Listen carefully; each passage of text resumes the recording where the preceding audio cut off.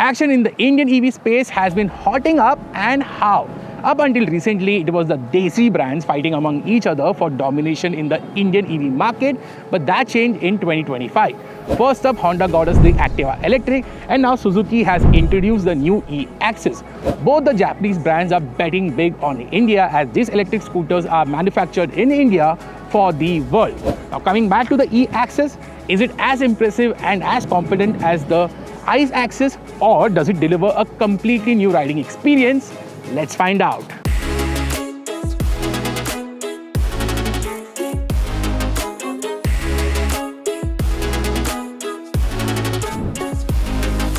With the new e-Access, Suzuki didn't chase performance, as the focus of the brand was more on usability than top speed.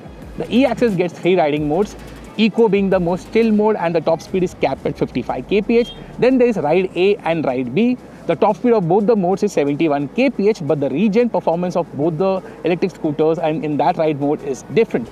My favorite mode was the regen mode on the track because it was cutting momentum as I entered the corner. And talking about the throttle calibration of the e-Access is superb. It is smooth and seamless and not jerky that we have seen on other electric scooters, especially when you used to tap the brake and go back on the throttle, the scooter used to jerk, and that is not the case with the e-Access. It feels very smooth and seamless, and this nature should make the e-Access very easy to ride in city traffic.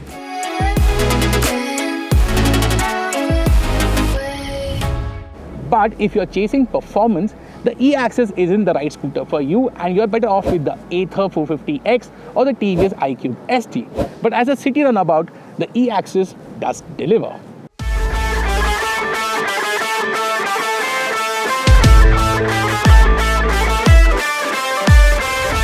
Suzuki has opted for a LFP battery instead of a NMC, as the Japanese brand claims that it offers double the charge cycle and is more reliable as well.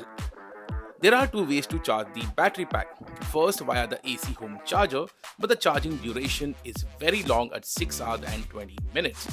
The second option is to charge the e-Access at official Suzuki dealerships, where a DC charger will be set up.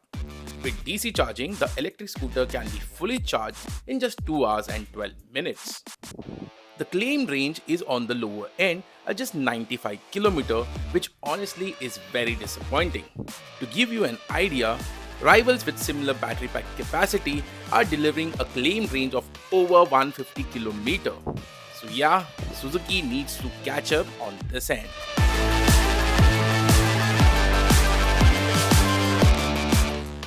So let's check out the ergonomics of the new Suzuki e-Access. First up is the seat height. The seat height is pretty low at 765 millimeters.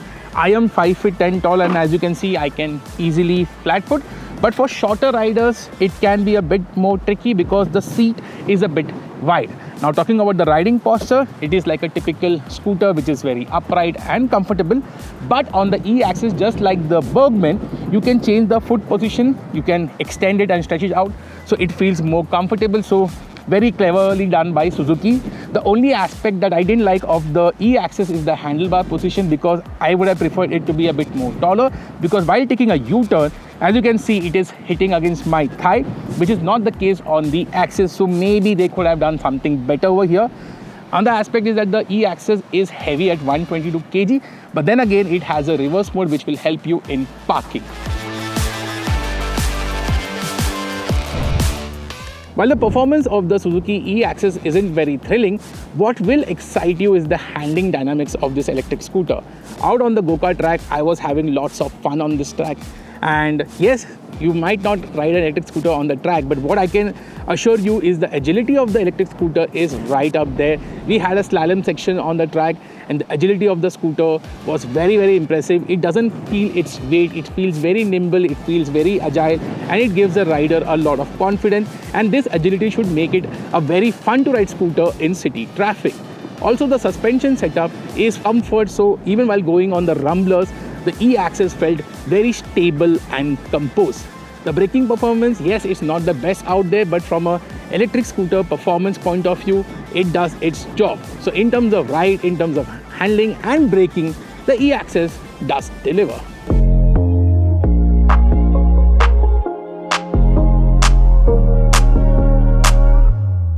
The styling of the new e-Access is a bit too conservative for my liking. Yes, it is called the Access, but it bears no resemblance to its ICE cousin.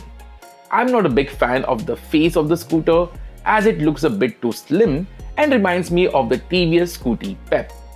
In profile, the scooter looks bigger and more prominent. My favorite design element is the tail section as the LED tail light wraps around very well and the indicators have crease panels that look very cool. Another nice addition are the 12-inch alloy wheels with a dual tone finish. The overall styling is a bit too safe, but what really bothers me are the color options which look a bit too dull except for the green shade. And why Suzuki there is no blue shade on the e-Access? Talking about features, you get a TFT screen with a bunch of data on display. The ride modes can be easily toggled through the buttons on the switchgear and the display isn't too cluttered.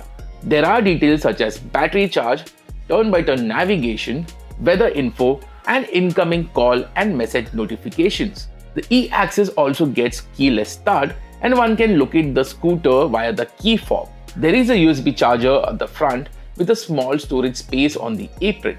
And on the right hand side, you can start the scooter, open the charger flap and seat via a knob. Talking about under-seat storage, there is 17 liters of storage space which is decent. But when you add the portable charger, there is hardly any space left. The fit and finish levels of the e-Access is very good and that's not surprising since it is a Suzuki product. The switchgear quality feels solid, the panel gaps are tight, and even while going over the rumblers, the body panels didn't squeal or rattle.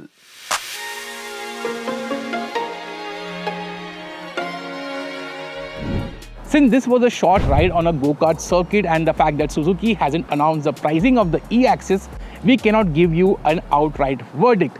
The scooter will go on sale by mid-June across all the 1,000+ Suzuki dealerships in the country and not limited to certain cities as we have seen with the Honda Activa Electric.